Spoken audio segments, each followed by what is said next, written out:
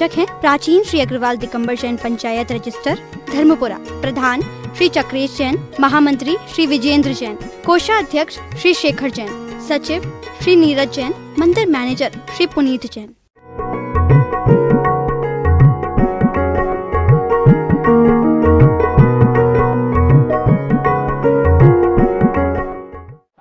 नाई आया, उसको प्रलोभन दे करके कि तुझे राजा की आज क्या काटना है, बाल नहीं काटना है, तुझे तो आज राजन की गर्दन काटना है।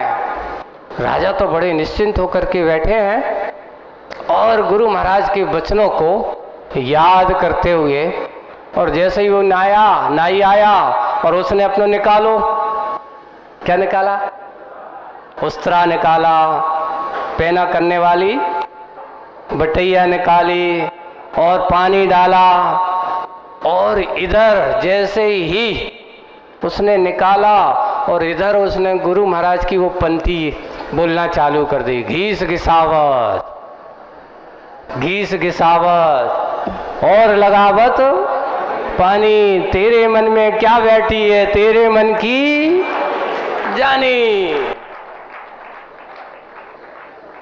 जैसे ही ये कहा, नाई के हाथ कप गए, तब तो मरे हम।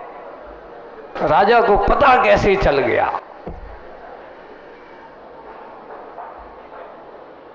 पता कैसे चल गया कि आज मैंने ऐसा योजना बनाई है। और हुआ ये, जैसे ही उसने हाथ बढ़ाए, उसके हाथ कप रहे हैं। राजा ने कहा, क्यों आज तक तेरे इतने दिन से नाई मेरे बाल बढ़ा रहा, तेरे हाथ कब क्यों रहे हैं ये बता। और जब उसने राजा ने जोर से बोला, नाई तो डरपोक होते ही हैं।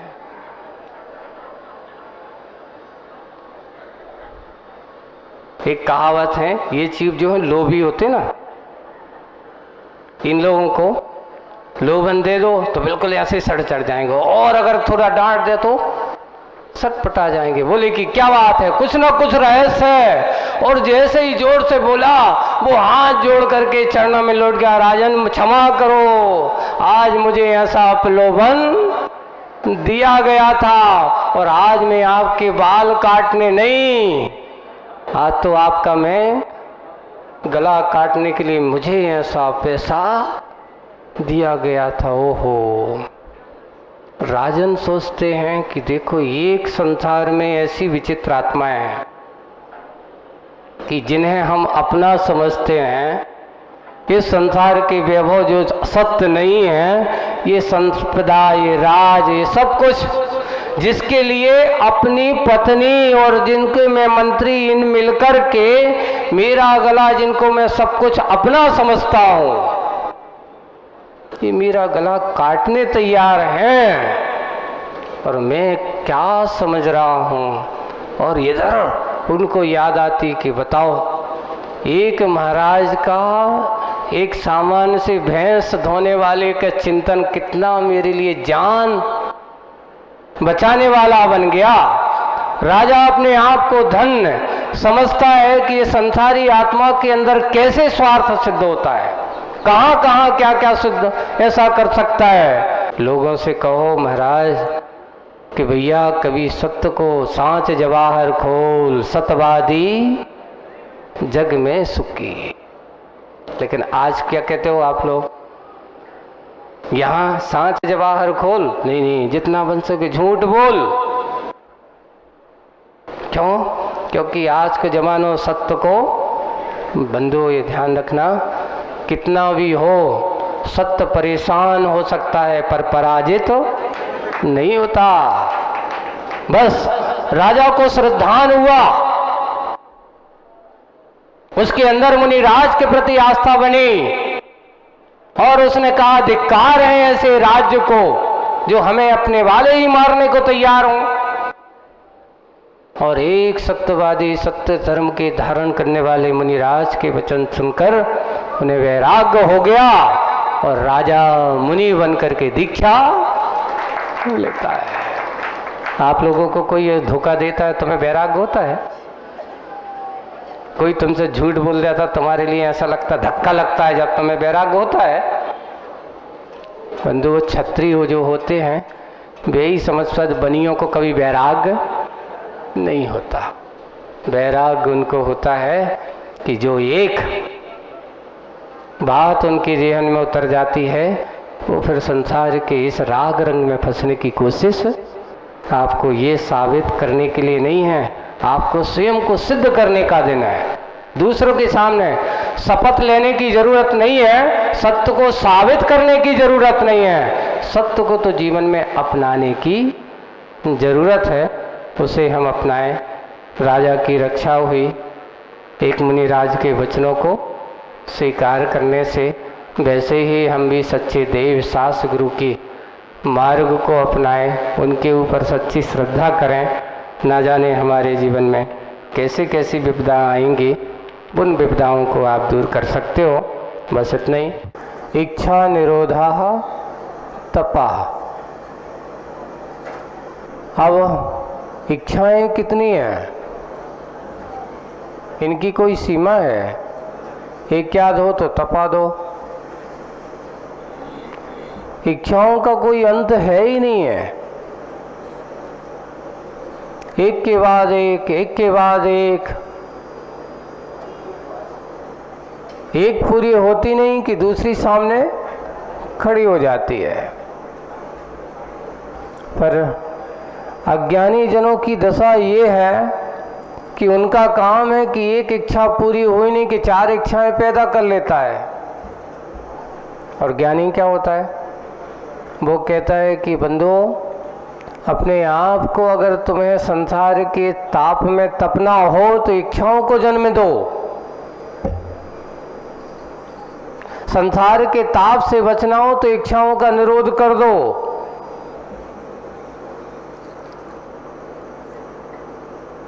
एक सुक्ति मिलती है, लिखा है यावद स्वस्थ शरीरस्व यावत चेंद्रिय संपदा,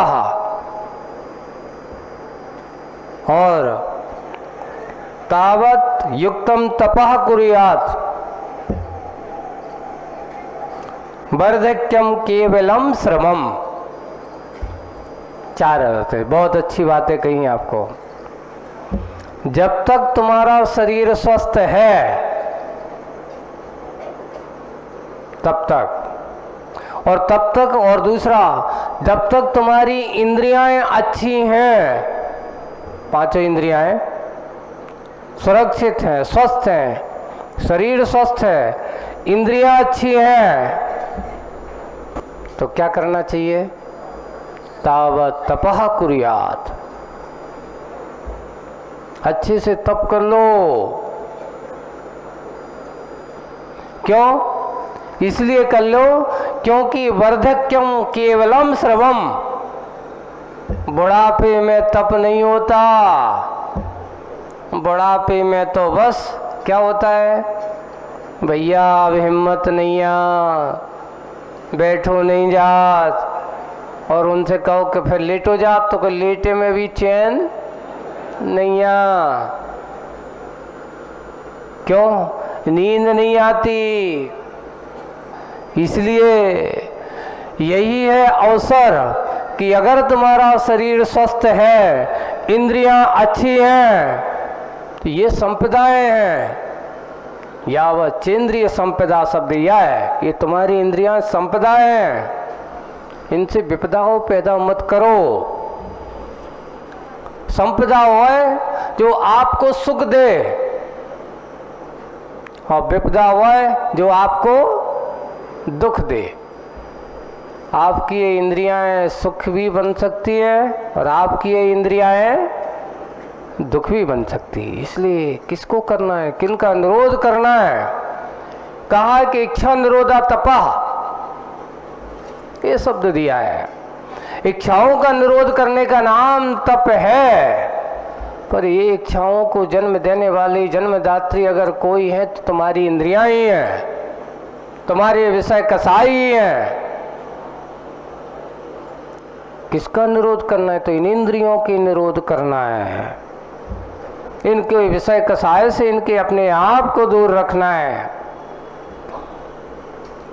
अब आप कहेंगे महाराज इस काल में तो कैसे संभव है? ऐसे ही ज्ञानी आत्माएं बहुत सारे मिल जाते हैं, पढ़े लिखे, थोड़ा ही स्वाध्याय जनवाणी पढ़ लेते हैं, तर्क करने लगते हैं। ऐसे ही एक बार एक ऐसे ही विद्वान अच्छा पढ़ा लिखा है, शास्त्री है, आगम का अच्छा जानकार हो गया।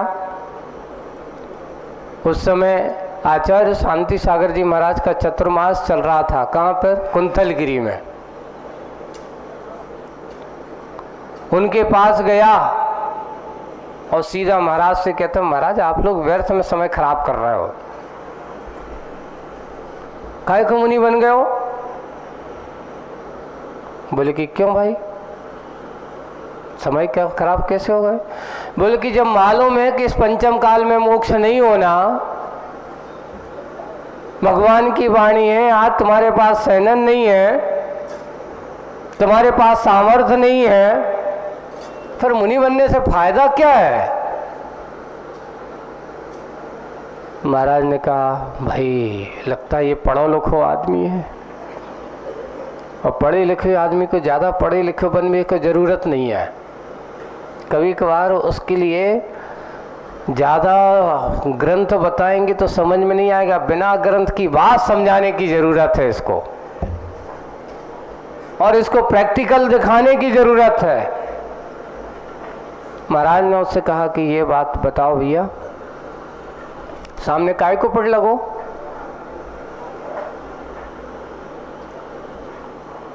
बोले कि आम का, जाओ एक या दो फल तोड़ लाइयो।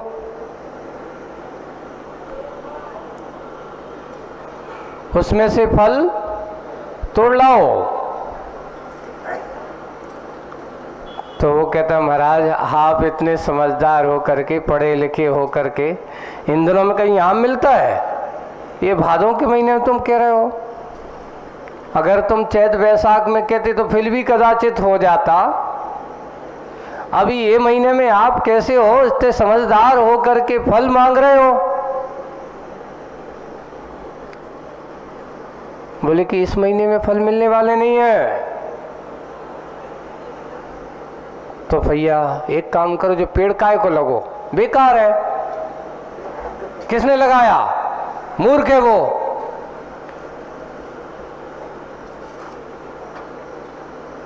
ये पेड़ लगाने वाला, जिस पेड़ में आम का फल नहीं है, समझ लो वो फल पेड़ बेकार है। वो कहते नहीं महाराज ऐसा नहीं है, समय आएगा, उसका भी समय आएगा,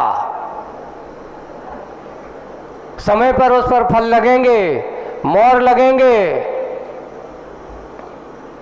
व्यक्ति एक पेड़ लगाता है और फल खाने के लिए कम से कम 10 से 12 साल इंतजार करता है। जब उसको फल मिलते हैं, तुम कहो कि इधर पेड़ लगाओ उधर फल मिल जाए? बिल्कुल नहीं। फल लगाने के लिए समय बहुत, खाने के लिए समय लगता है।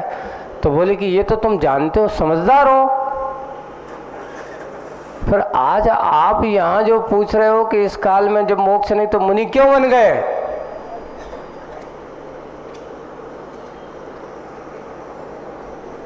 तो मैं आपसे यही पूछ रहा हूँ कि ये बताओ, ये फल देने वाला आम जिस दिन पेड़ लगाया था उसी दिन फल क्यों नहीं मिले? नहीं, कम से कम 10-15 साल तो आपको इंतजार करना होगा, तब इसमें फल लगेंगे। बहुत अच्छा, बस तुम्हारा समाधान तुम्हें मिल गया।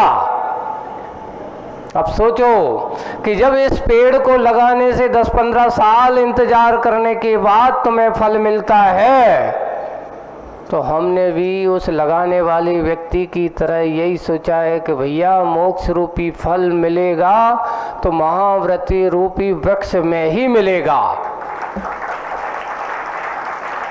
घर गृहस्थी के वृक्षों में पढ़ने वाले, विषय राग देश की कथाओं में पढ़ने वाले लोगों के यहाँ तुम्हारे जैसे बैठ करके चर्चा करने वालों का मोक्ष फल नहीं मिलता। भैया ये बात सही है कि इस काल में हमारा पेड़ फलदार नहीं होगा, लेकिन बीज तो लगा सकते हैं कि नहीं।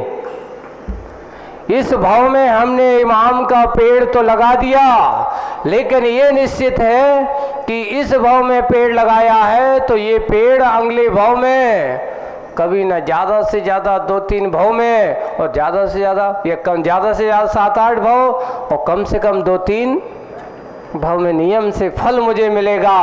और मैं तो इसी भावना के साथ बैठा हूँ कि मुझे ये फल चाहना है, फल चखना है। जिसे फल की चर्चा में आनंद आता हो, उसे फल चखने में आनंद, उनको आनंद आ ही नहीं सकता। आज यही हो रहा है, मोक्ष की चर्चाएं तो बहुत होती हैं, है ना। सदुपयोग की चर्चाएं बहुत होती हैं, बड़े बड़े ग्रंथों को पढ़ा जाता है, बड़े बड़े ग्रंथों के अच्छे कुंद के ऐसे महान समय सार जैसे ग्रंथों की बात कही जाती है, सुनी जाती है, सुनाई जाती है, पर लगता है उस समय सार के रहस्य को समझने के लिए लोगों के पास समय नहीं है। सही समय सार क्या है? सही समय सार तो वही है कि तन मिला तुम तप करो, करो कर्म का नाश। रवि शशि से भी तेज है तुम में दिव्य प्रकाश। ये आचर्षी का दोहा है। तन मिला तुम तप करो, करो कर्म का नाश। बंधुओं, ये मनुष्य पर्याय मिली है, ये मनुष्य तन मिला है, विषय भोगों के लिए नहीं है, विषय भोगों से हट करके ये उपयोगी बनाने के लिए है। हम इसको उपयोगी बनाएं, विषय भोगों में ना लगाएं। पर आज होता है कि तुम्हारे अंदर जो दिव्य प्रकाश है, तुम्हारे अंदर जो दिव्य परिणति है, उसको हमने विषय भोगों की राख में छुपा के रखा है। जैसे आग के अंदर जलाने की क्षमता है, लेकिन जब उस राख पर अगर नहीं, वो उस आग के ऊपर राख जम जाए तो उस राग का तेज दिखाई नहीं देता।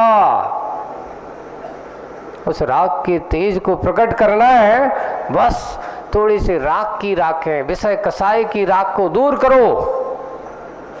जो तन को नहीं, चेतन के प्रति जो अंदर छुपा हुआ जो संपदा का खजाना है, उसको प्रकट करने का काम करता है। बाहर की संपत्ति तन तप से नहीं मिलती, तप के माध्यम से जो अपनी आत्मा की संपदा है वो प्राप्त होती है, उसे प्राप्त करना है। बाहर की संपदा में तो खूब जुटे हो, अपनी अंतरंग की संपदा को भूल करके।